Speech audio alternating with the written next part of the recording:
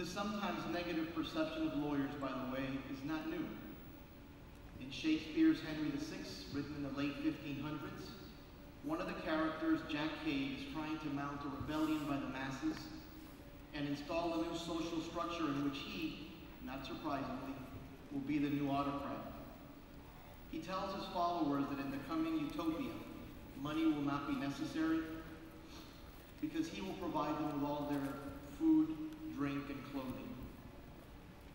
Rather than cheer, the immediate response of one of his followers, famously named Dick the Butcher, is a line you've probably heard before. The first thing we do, he says, let's kill all the lawyers. In addition to being a great wordsmith and playwright, Shakespeare was a pretty astute observer of English life, and it is remarkable that, even many centuries ago, he noted the chords of discontent with the legal profession. Some of the negative feelings about lawyers are due to the inherent nature of the profession.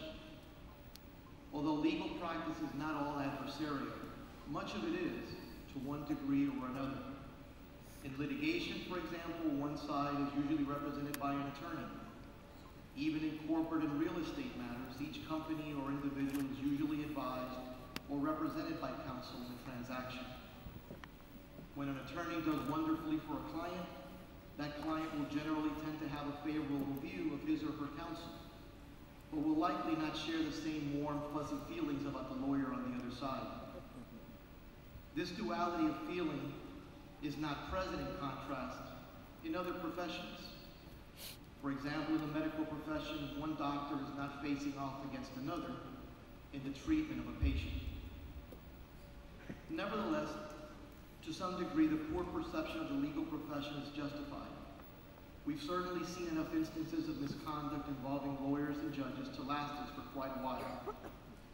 The only way that we can begin to change the public's negative view of our profession is to make sure that we conduct ourselves appropriately.